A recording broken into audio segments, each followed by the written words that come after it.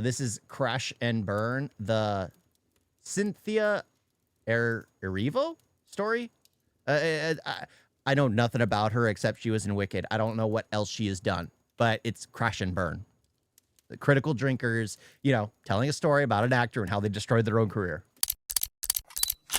If ever there was a name in Hollywood that screamed PR liability and keep away from press junkets, it has got to be the Ozempic-ravaged form of Cynthia Erivo, a woman of undeniable talents who rose to prominence in musical theatre and burst into the Hollywood mainstream with Wicked. She was soon showered with accolades and seemed destined to become.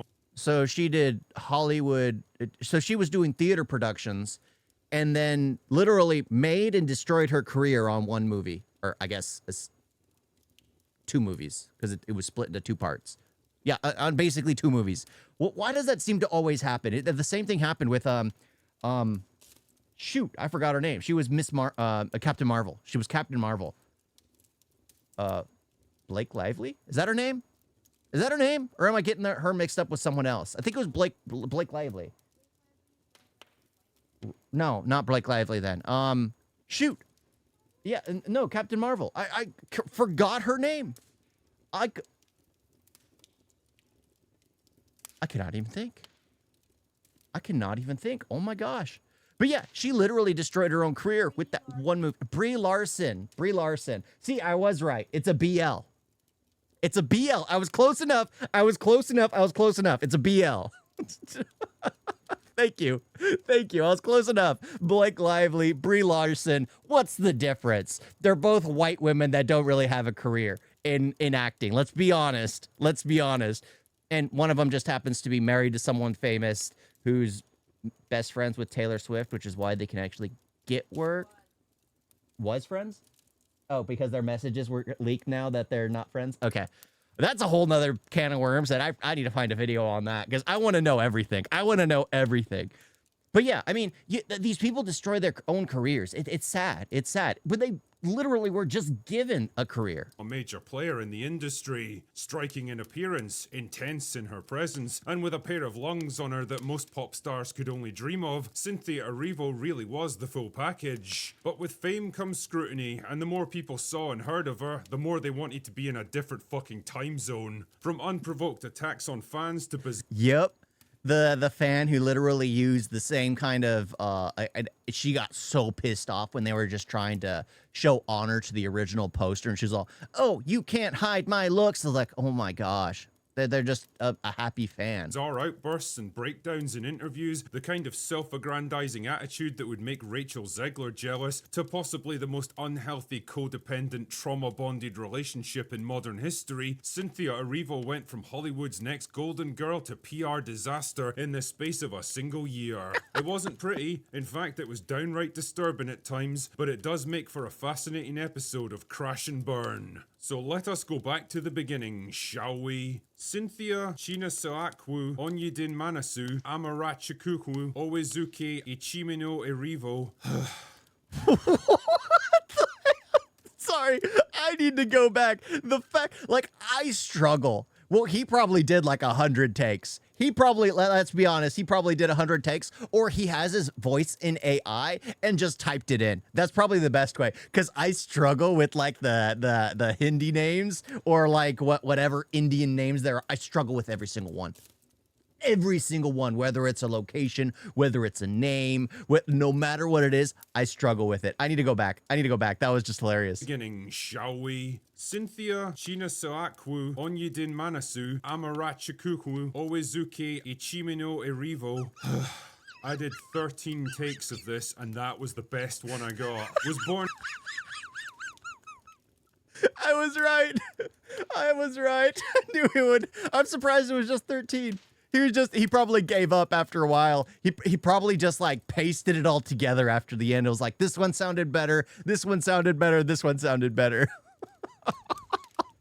in London in 1987, one of two children born to a pair of Nigerian refugees. The marriage didn't last for long though, and her parents separated when she was just a few years old, leaving her mother to raise both kids by herself. Like so many others in this series, she developed an interest in performing arts from a young age and soon found herself performing in stage shows at school. She'd go on to study musical psychology.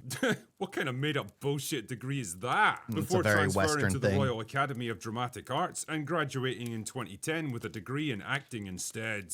A series of stage shows and bit parts in British TV followed, gradually building her profile over the next few years, but it was her Broadway debut in The Colour Purple that really put her on the map. The production and Erivo's performance as Keeley won rave reviews in the New York Times, who wrote, "Miss Erivo's sobering and stirring portrayal of Keeley in a rapturously reviewed revival of The Colour Purple has brought the kind of praise that can change a performer's career." And change it did. Soon she was getting showered with awards and positive coverage, and pretty soon, Hollywood began to take notice. Her film debut came in 2018 with the thriller Bad Times at the El Royale. Hey, I saw that movie. The movie didn't do great business. In fact, it was a fucking flop. Yeah, but it terrible. did get decent reviews, and more importantly, it showcased Erivo's acting. Yeah, I ended up seeing it like 2 years after it released, and I was like, it wasn't that bad.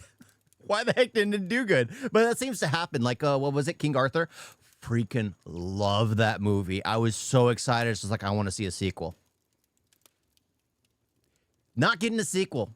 Not getting a sequel. Range, proving that she could hold her own against experienced talent like Jeff Bridges, Chris Hemsworth, and John Hamm. Her starring role as Harriet Tubman the following year was more successful, bringing in a decent $44 million against a $17 million budget, and bagging Erivo 2 Academy Award nominations, one for Best Actress and another for Best Original Song. Young Cynthia was moving up in the world and fast. A sharp new talent with an intense presence on screen, undeniable singing ability, and the kind of edge that comes from growing up in tough circumstances. It wasn't all smooth sailing though. Attempts to move her into big budget action sci-fi territory with the disastrous 2021 movie Chaos Walking proved two things. Never even One, saw that. Daisy Ridley absolutely wasn't a box office draw, and two, even Cynthia Erivo, talented as she was, couldn't make every project work. Needle in a time stack. Well, you had Daisy Ridley in it. Everything she touches just crumbles. Sadly, if she wasn't for Star Wars, she might have actually had a career. Adam Driver was able to distance himself enough to build a career off of Star Wars. Sadly, it wasn't the same for her. It wasn't the same for her because it just didn't sit right. Just didn't sit right with people. Another sci-fi project released the same year was another disappointing flop that didn't do anyone any favors. 2022's Pinocchio, the big budget animated movie that was supposed to showcase her singing talents, was another massive critical and commercial disaster, earning 6 Golden Raspberry nominations. Stung by this trio of failures, she retreated into low-budget dramas for her next movie, Drift, about a Liberian refugee trying to make a new life for herself that racked up the usual round of critical praise from the dozen or so people that bothered to see it, but otherwise came and went with barely a ripple. Things were looking pretty grim for Cynthia Erivo. Just a few years in, and her acting career was at a dramatic low point, her momentum derailed by a bunch of high-profile failures that weren't necessarily her fault, but guilt by association is a pretty big deal in Hollywood. Nothing seemed to be working, and if you're attached to too many stinkers in a row, pretty soon casting agents stop returning your calls. But as it turned out, something big was coming. Wicked, based on the wildly successful stage show that was based on Gregory Maguire's 1995 novel, which was a reimagining of the original novel, The Wonderful Wizard of Oz. Oh, fuck me, we really are screwed as a culture, aren't we? Anyway, Yeah, it's all remakes and rebrands. Because that's the thing, the play, people love the play, but it's literally a retelling where the villain is the hero once again. A modern retelling of things. A lot of people love the play, apparently, and then they had to make it a movie where it turns the wizard into the bad guy. What the hell was I talking about? Oh yeah, Wicked. So Cynthia brother? was cast as main character Elphaba alongside she's cringe. Ariana Grande as Glinda, who at the time was one of You know, I had no clue that she skin changed like a chameleon. Apparently, she dyed her skin black for a point in time. Then she was brown because Mexican, I guess. And now she's pasty white and starving, where starving African kids want to feed her at this point. Those are funny. Those the videos are biggest funny. pop acts in the world with aspirations to transition into acting. Probably because the big 3-0 was looming and it's kinda hard to stay relevant as a pop star when you're old enough to be a mother to half your audience. But fuck it, this was the big opportunity that Cynthia had been waiting for. A leading role in a big budget musical based on a wildly successful stage show with a huge inbuilt fan base and all the global coverage she could ever ask for. This was the movie in which she would finally plant her flag and declare to the world, I'm here, motherfuckers. And boy, did she ever. The first signs of trouble came in October. Yep, I remember when this happened. This was so freaking bad. It was like, why are you spouting hate towards a fan? They're clearly just emulating. They utilized AI to redo the entire thing. They moved the girl's mouth properly back, covering where it's supposed to cover, like from the original poster on the play. And then they had the eyes covered like it is in the original play, and you just see the sinister smirk. October 2024 when the poster for the movie was unveiled for the first time. It was a bit different from the musical poster in a number of very important ways that arguably harmed the image and changed the entire tone of what it was trying to get across. So, one enterprising fan on Twitter took the liberty of releasing an altered version that was closer to the classic stage poster, and pretty soon it began to pick up traction online. Now, most other actors would have done one of two things in this situation. Ignore it. Complimented the fan for their work and used it as a chance to promote the film, or just ignored it and let it fizzle out. Cynthia, on the other hand, took a different approach and absolutely spurred out about it in a lengthy Instagram rant. This is the wildest, most offensive thing I have seen, equal to that awful AI of us fighting, equal to people posing the question, is your green? None of this is funny, none of it is cute,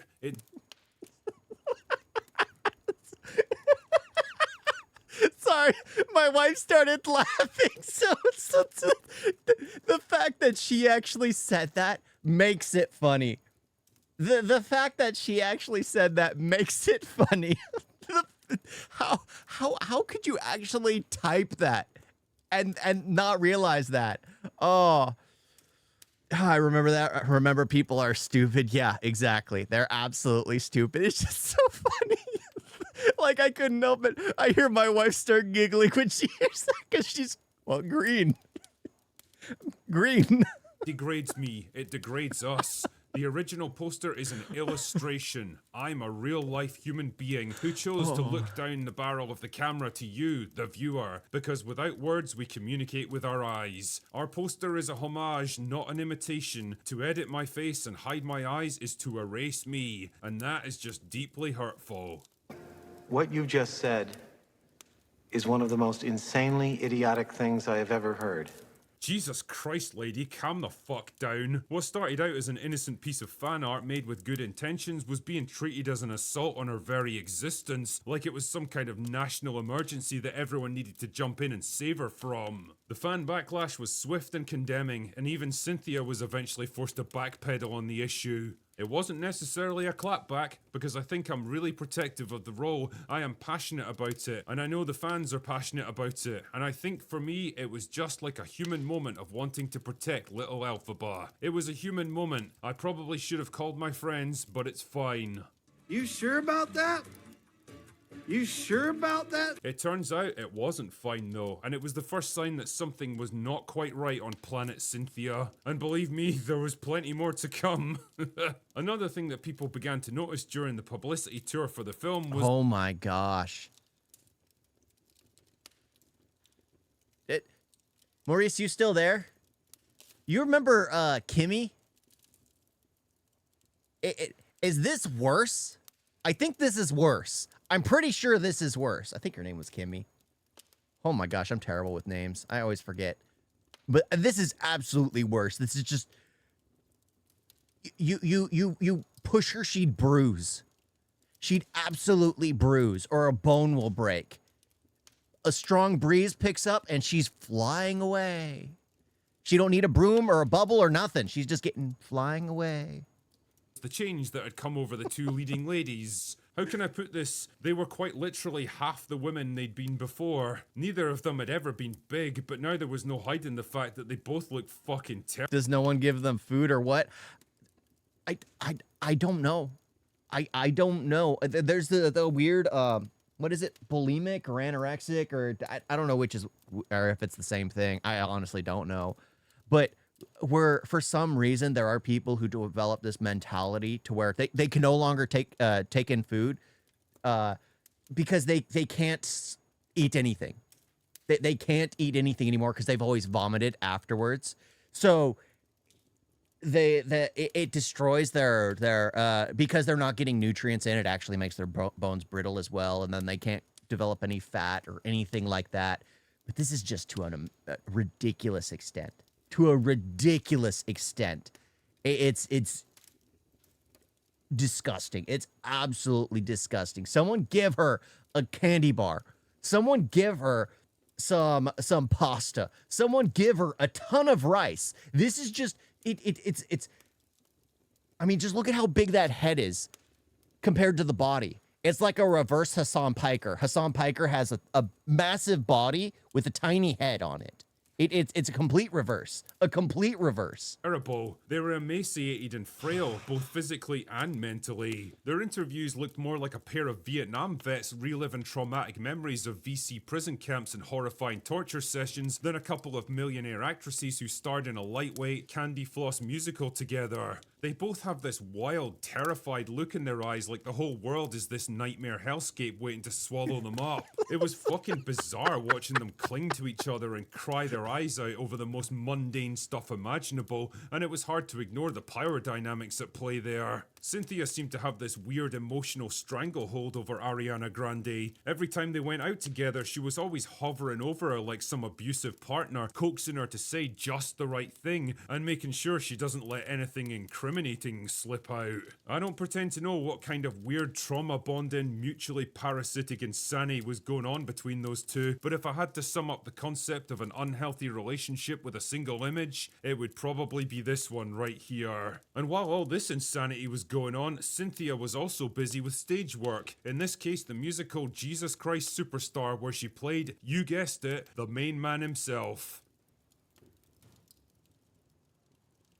Right. Did she have a wig and a beard?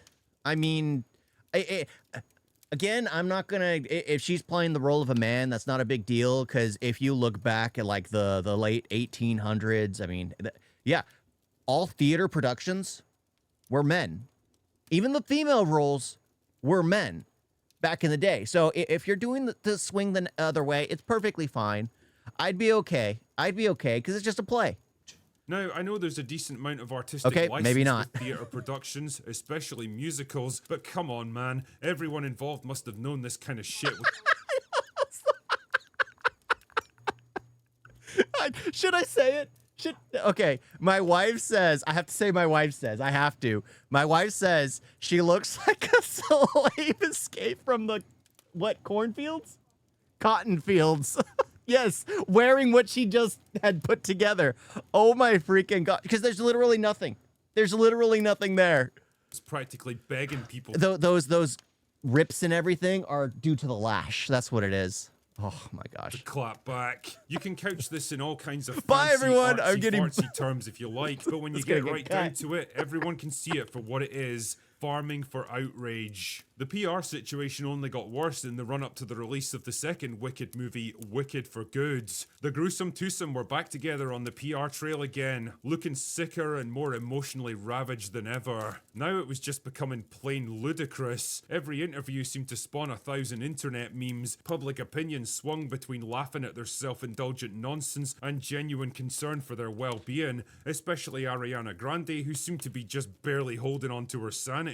It got so bad that the studio allegedly had to scale back their public appearances because the more they cried and babbled nonsense at each other, the more it seemed to put people off the film. None of it really helped though, and Wicked for Good ended up underperforming compared to its predecessor, bringing in 230 million less and getting mixed reviews from critics. Did their weird antics and Cynthia's growing list of controversies put audiences off, or was it just a bad movie that couldn't ride the success of its predecessor? I'll let you decide. Either way, one thing was becoming increasingly clear. Cynthia Erivo was about as likeable as a 1960s tower block. She was practically a masterclass in audience alienation at this point. Every interview was just another self-aggrandizing pity party where she tried to paint herself as the tortured, misunderstood genius, the victim of a hateful and ignorant world that just couldn't accept her brilliance. No apologies, no self-reflection. So you come from nothing, you make it big, getting paid multi-millions, and then you blame it on everyone else not understanding your genius.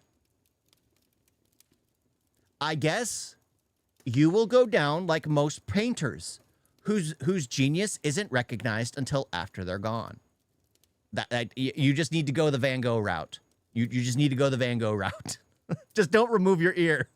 It's already riddled with things in there. It's already riddled. Not even a trace of humility, just endless excuses and cope. In an industry love built arc. on the superficial appearance of likability, Cynthia Erivo wasn't just self-deluded, she was self-sabotaging. And the sad thing about all of this is that she's clearly not without talent. She can definitely sing, she can act, and if she wasn't so stuck up her own arse and obsessed with her own persona, she probably would have been well on her way to the Hollywood A-list by now.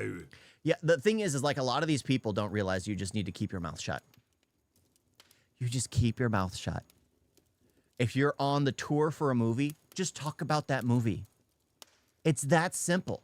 Just talk about that movie. You don't need to be all weird about it. Don't do things that will alienate the audience. Don't play Jesus Christ and not have a beard and a wig to actually play the role in just literally being a one woman on stage, just doing it for rage bait. There's no point to that. There's really no point. I didn't even know she did that, honestly. But it's like there's no point to that except to just draw up controversy. That is it. And it's like a publicist's nightmare. It is an absolute problem. That's why Rachel Zegler lost her own career. You can't handle these people. You have to keep your mouth shut. You have to be happy about the film you're doing. You have to push the film because Keanu Reeves and Tom Cruise are like the last two who can literally go out there and say, watch this film I'm working on. People will go and watch that film they're working on. Why? Because they're always genuinely excited about the thing they're working on. Like Tom Cruise, like even in front of the last terrible Mission Impossible movie, he had this like, welcome to the final one, that we're gonna do what's this. He's just happy to talk about it. Just happy to talk about it.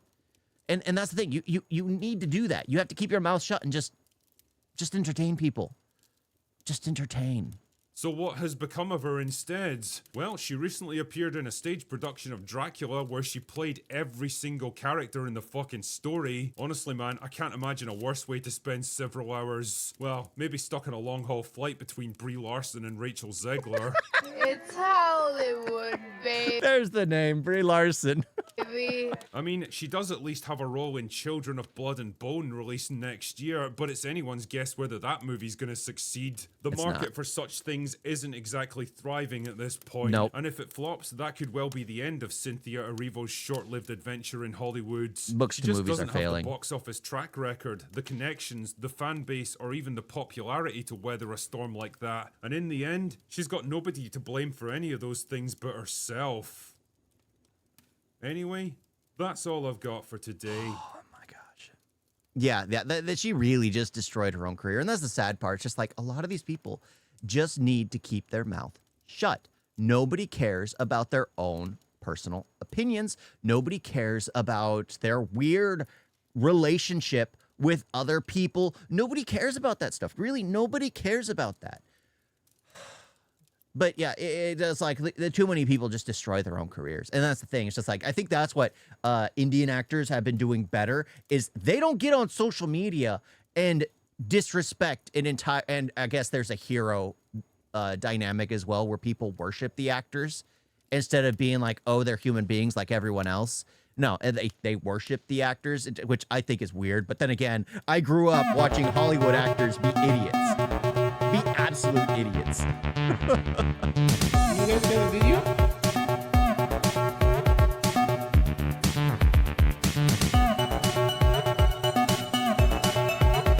Why is it so bad?